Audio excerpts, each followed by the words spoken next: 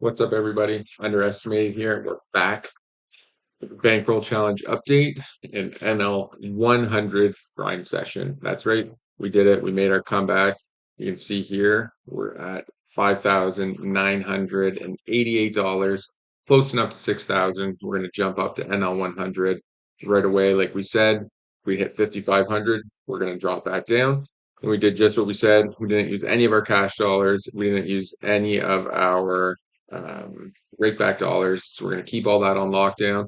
We're going to jump into some NL 100 sessions here in this video. We'll probably start with 4 tables, 6 for the stream maybe. We might also just keep it at 4 and see how all that plays out. We'll jump over here to our NL 50 graph quick, and you guys can take a peek and see exactly how things went. So as you guys know, we went on this bit of break even. Like we had our break even point, ran it up very good, then broke even and lost here over what's that, 90 to maybe 15,000 hands. We lost quite a few buy-ins. We also played a few tournaments, lost a bit there, and also lost as usual at NL 100 on those quick sessions. So we're hoping to turn that around when we're actually grinding 4 to 6 tables NL 100.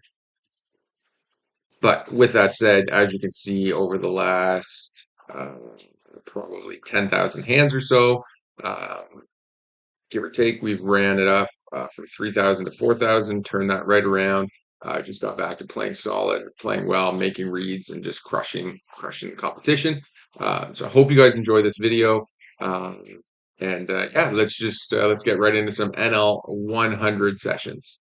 Okay, so we got our 3 tables of NL 100 loaded up. We also have a few other tables and running for NL 50 because all we can get out for NL 100 were these 3 tables. But that's fine. You see, we value bet there on the turn. Down 10-4, 4 jack, 3 jacks there. We almost had a bad beat the other day. I thought we had it for sure. There was 2 aces out. Ace, ace, jack, ace, jack, ace, queen on the turn. He had ace, king. River came to king. He bet, we raised, he shoved.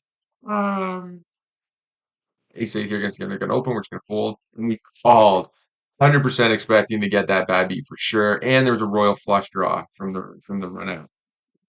Where there was like jack, whatever the hell it was, jack, queen, ace, or whatever of clubs out there. So there's so many options. Turns out he had ace king as well. Even though that's even less likely than ace king versus ace queen. If you chop, you don't get the bad beat. It's hot, right? 6-3, we fold. So that was super fortunate. We haven't won one yet. We've been at the table for a couple of them, but we still haven't hit. It's been almost, I don't know, probably 500,000 hands now, and we still haven't hit a bad beat. Although I feel like it's coming soon. Just the way the cards keep running out like that. I don't know. I just got the vibe that she's coming in hot. But anyways, the ace 6, obviously versus raising a 3 bet, we're gonna fold.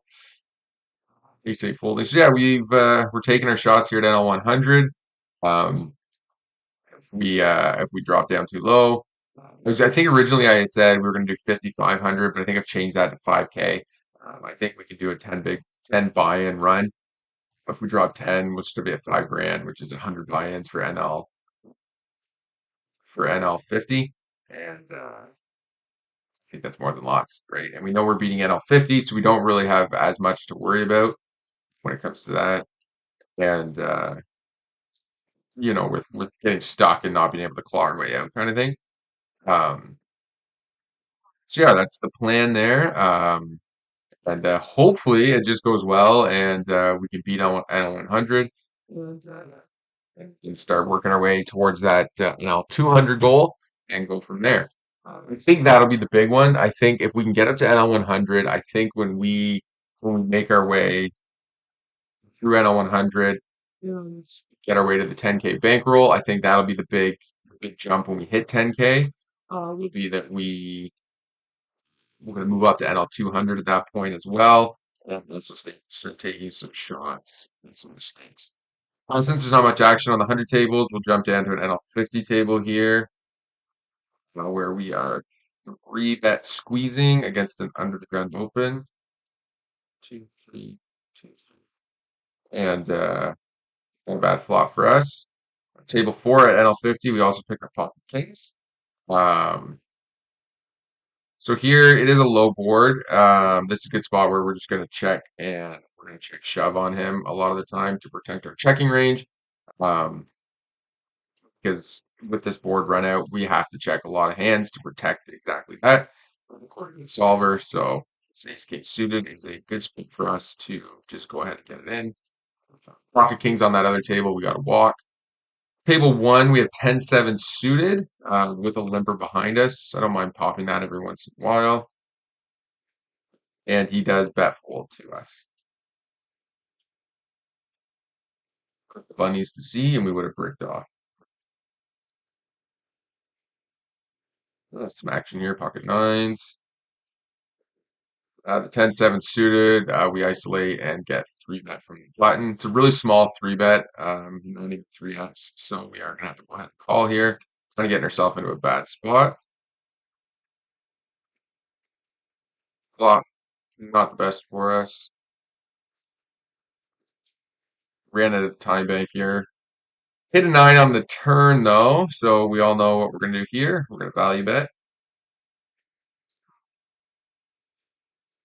So he bet small. It is tempting, given our hand, to check raise him, but he is a regular. He does have a number lately. It's the big stop to him yesterday. He's a bit of a douche, no offense.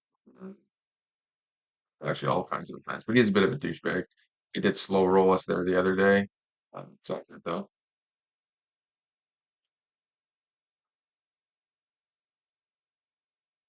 Jack 10 suited. We're going to raise that up here at NL 100.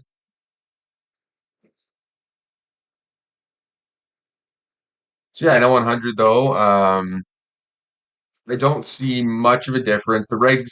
Few regs that are at NL 100 are playing NL 50 and they're playing NL 25 as well. Um, so we haven't noticed really much a big difference in quality of play. I do feel like people are definitely quite a bit more aggressive. Even like the fish are definitely more aggressive, or the recreational players who are willing to play NL 100 than I've noticed so far. But nothing too crazy. So we opened under the gun. It checked around. This king, I'm just gonna barrel on it. I think that's a card that's phenomenal for our range, especially when we're checking that flop. A lot of weaker players are just gonna assume we have overcards that are giving up. So I think barreling that king is important. And I think if he calls, we're gonna barrel the river as well. Because what we're saying is we have a king. And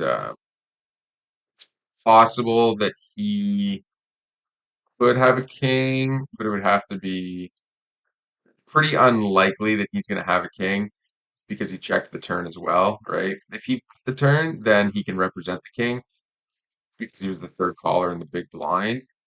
So he's going to check flop with his entire range to me. So when I check, he can obviously have all those hands: king, king jack, king queen, king 10 suited, like king 5, king 6, king 7 suited, even some king 8 offsuits, king 10 offsuits, kind of thing. Because he's the big blind, right? But when he double checks, TDN Bears has nothing because he checked on that flop and a whole board like that smashes his range if he has anything. So he doesn't have anything. You don't have to worry about him. King on the flop, he could have it, but when he double checks on the turn into two players on such a wet board, it makes almost no sense for him to have a king there. Um, so when he check calls, a lot of the time I would suspect he could have some sort of an ace X, or and pockets eights, nines, tens, or something like that that's willing to call once and then check fold's turn. After we double barrel and are basically screaming that we have that king, right? Okay, so 10-3 off, we fold, put the pocket aces on table two. Hopefully we get some action. We get at least a call, so that's great. Still getting used to having to flip through tables here, guys, so bear with me on stuff like that. He donks into us. I think we're going to raise here because we want to get a little bit more value out of him. and he just comes right back into us. That's interesting. Not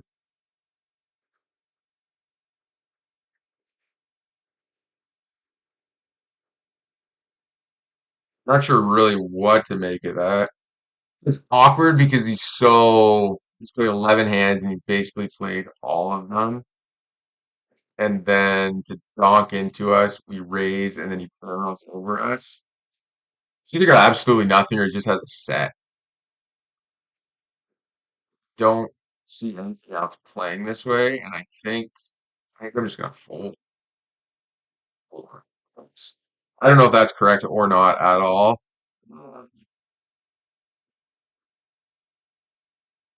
Yeah, I don't really know what to think about that. I don't know if we just blew our aces where we should have been stacking that guy 100% of the time. That's super strange line. We'll definitely be putting that one up for review for sure. Definitely an interesting awkward spot there for sure. Okay, table three. We're gonna defend our big blind with ace nine offsuit,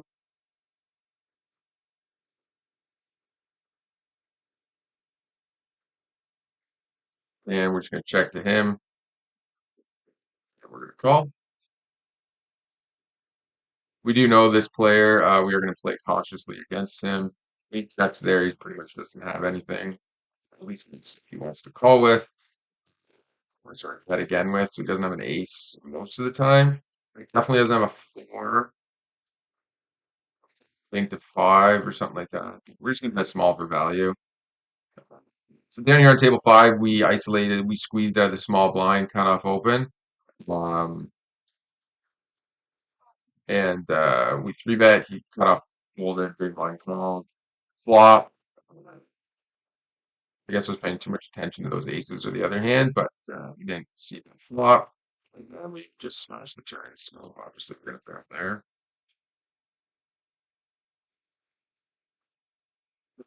So yeah, I hope you guys are enjoying the video. If you guys liked, enjoying the video, then please leave a like and comment down below. Hit that subscribe button. I stalled out here, so we're trying to, sync the videos a little bit. We did just get back from a live session from a casino not too far from here. Drive down, but yeah, that went. You'll see the video for that. I think for this one actually. So make sure you do go ahead and check that out. Uh, Here we have pocket kings, and he folds. Oh, that's so unfortunate. We've already stacked this guy once, and then picked up a big half stack pot after that as well against him. Like he bluff shoved on us, and then very with aces. We do know this player, but he did bluff shove the river. We called nothing basically. That down, and then the very next hand, he picked up tens, we picked up kings, and we got a few streets of value out of him. That took that down,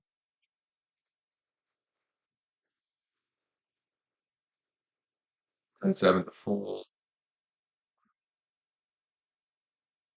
Queen deuce under the gun, that's a full 6-5, depending who opens and for how much. We could defend here, saying 8-7 off.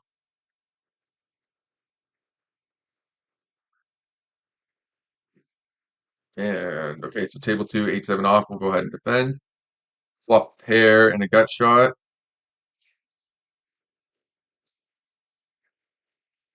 For 3x, we're not going to defend here on table one. So he checks back this flop. Um, I think we will kind of a weird spot being out of position if we want to value bet or not when he checks one here. I think I'm okay with value here. I think he's gonna have a lot of like overcards or like sixes, something like that on this board. I think hands that are like 10-8 or 9-10 or stuff like that are gonna so it's like jack queen. So ace queen a lot of the time though, I think. Thing on the river is not great. I'm just gonna check. I give up here. Pocket kings will raise.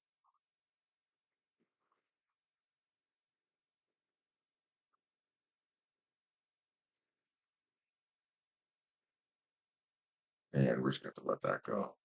So here on table one, we pick up pocket king. So it's going to three bets in. So we're actually just going to call here against this player. I don't want to really get into too much detail on why.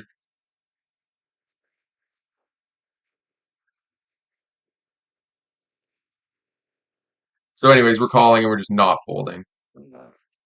But he seems to think we're a giant nit, or at least he plays it off that way. So I do just to call. And I do a lot of calling against his three bets. So you like mixing in some strong hands like this.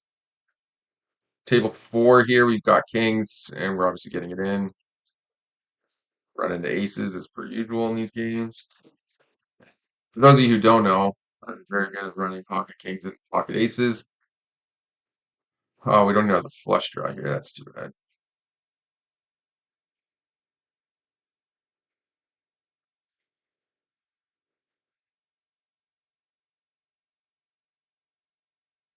Okay, so he checks the turn. We value bet out.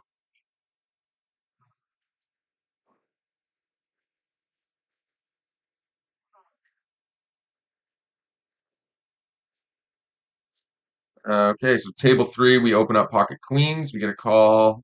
We get two callers. Not a great board for us. We are going to bet it though.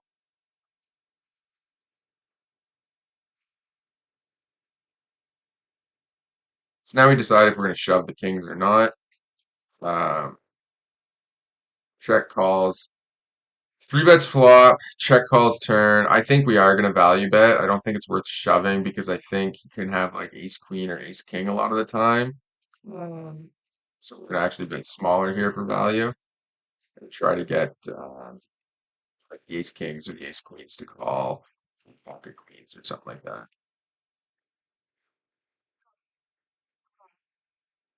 Our hand's really under rep.